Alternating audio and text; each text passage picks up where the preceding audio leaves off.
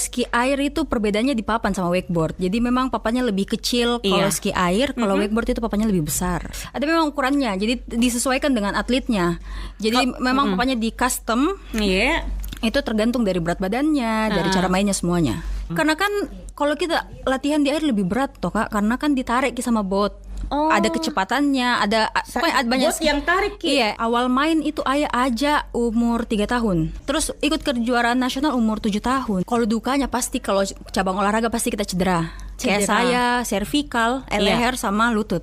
Sebenarnya saya mau sekali jadi sekretaris. Enggak, saya mau sekali jadi dosen olahraga. Biar semua anak-anak yang belajar di universitas olahraga itu tahu bagaimana itu sebenarnya olahraga yang baik, apa semua, biar enggak cedera kayak saya.